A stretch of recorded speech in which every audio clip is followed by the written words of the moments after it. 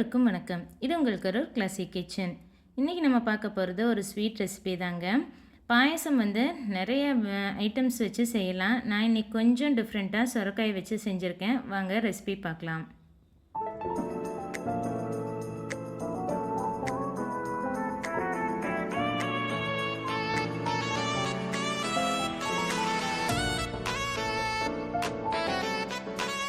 காய் வந்து முத்தல் இல்லாமல் நல்லா பிஞ்சு காயாக பார்த்து எடுத்துட்டு இதை வந்து நல்லா தோல் சீவி எடுத்துக்கோங்க. நல்லா தோல் சீவிட்டு இதில் மேலே இருக்க காம்பை நீக்கிட்டு அதுக்கப்புறமா நம்ம கட் பண்ணி உள்ளே இருக்கிற விதை போர்ஷன் எல்லாமும் கட் பண்ணி எடுத்துக்க போகிறோம். சொரக்காயில் நிறைய ஹெல்த் பெனிஃபிட்ஸ் இருக்குது. இதில் வந்து ஃபைபர், விட்டமின், மினரல்ஸ்லாம் நிறையவே இருக்குங்க.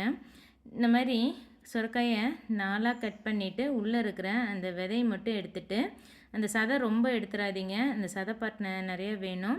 இந்த மாதிரி எல்லா இதுலேயுமே பீசஸில் விதையை மட்டும் நீக்கிட்டு நம்ம எடுத்து நல்லா சுத்தமாக கழுவிட்டு துருவி எடுத்துக்க போகிறோம்.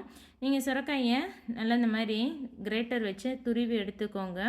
ரொம்ப அதிகமாக சுரக்காய் போட்டு பாயசம் செய்கிற மாதிரி இருந்தால் நீங்கள் ஃபுட் ப்ராசஸரில் கூட துருவி எடுத்துக்கலாம். இந்த மாதிரி எல்லா சுரக்காயையும் துருவி எடுத்துட்டு ஒரு பேனில் இது எவ்வளோ இருக்குதுன்னு அளந்து போட்டுக்கோங்க. இந்த கப்பில் எனக்கு 1.5 கப் அளவுக்கு சுரக்காய் துருவல் இருக்குங்க. அடுப்பை ஆன் பண்ணிவிட்டு இதுக்கு ஒரே 1 டீஸ்பூன் அளவுக்கு நெய் விட்டு நல்லா வதக்கி எடுத்துக்கலாம். எதுக்கு வதக்குறோன்னா சுரக்காயில் இருக்க அந்த வாடை நல்லா போயிடும். பாயசமில் ஆட் பண்ணும்போது அந்த ஒரு சுரக்காயோட வாசம் அடிக்காமல் இருக்கும். அதே மாதிரி இந்த மாதிரி வதக்கி எடுக்கும்போது சுரக்காயில் இருக்க தண்ணி அதெல்லாமே சுண்டி வந்துடும்.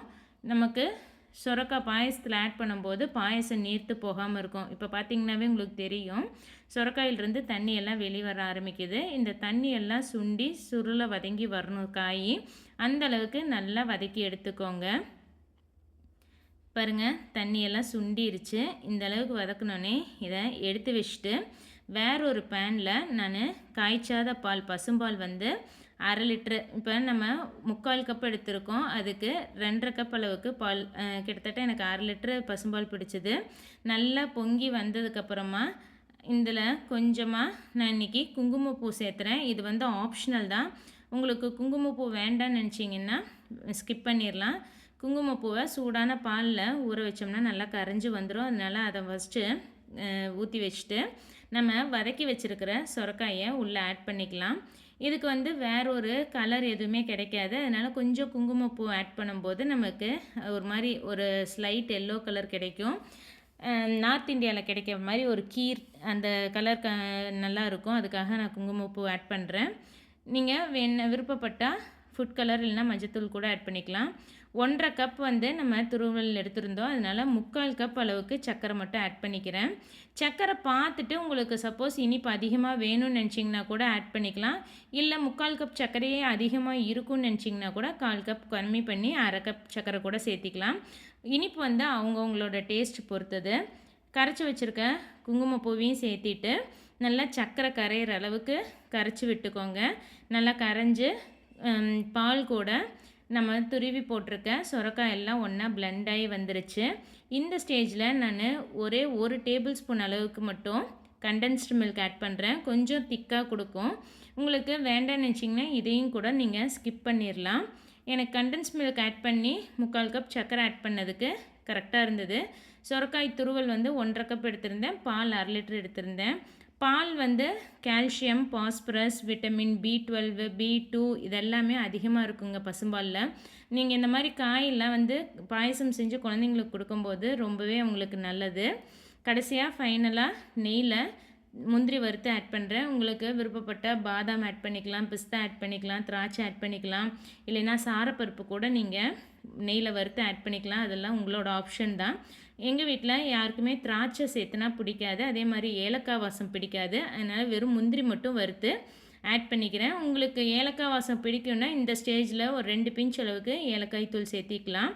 இப்போ நல்லா எல்லாம் ஒன்று கலந்து வர்ற மாதிரி கலந்து விட்டு சூடு இருக்கும்போதே பரிமாறலாம். இல்லைன்னா இதை வந்து ஃப்ரிட்ஜில் வச்சுட்டு ஒரு 2 மணி நேரத்துக்கு அப்புறம் சில்லுன்னு சர்வ் பண்ணலாம்.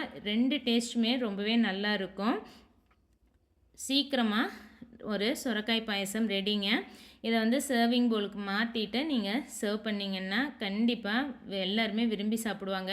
நம்ம சுரைக்காயை நல்லா நைஸாக துருவி சேர்த்திருக்கிறதுனால பாலில் சேமியா போட்டு பாயசம் செஞ்சால் எப்படி இருக்குமோ அந்த ஒரு கன்சிஸ்டன்சி தான் நமக்கு கிடைக்கும். சுரைக்காய் துருவல் நீளமாக இருந்தால் சேமியா இருக்க மாதிரியே தாங்க இருக்கும். நெய் மேலே அப்படியே மிதந்து நெய்யில் வறுத்து போட்ட முந்திரியோடு மிதந்துருக்கு. நம்ம இத்தனைக்கு நெய் வந்து சுரைக்காய் வறுக்கிறதுக்கு 1 டீஸ்பூனும் நெய் முந்திரி வறுக்கிறதுக்கு 1 டீஸ்பூன் தான் ஆட் பண்ணோம். அதே பாருங்கள் மேலே ஒரு நல்ல ஒரு கிளேஸ் கொடுக்குது. அந்த சாஃப்ரானோட கலர் வந்து நல்ல ஒரு பேல் எல்லோ கொடுத்து பார்க்குறக்கே ரொம்பவே நல்லா இருக்குது. பார்க்குறக்கு மட்டும் இல்லை, டேஸ்ட்டும் ரொம்ப நல்லா இருந்ததுங்க.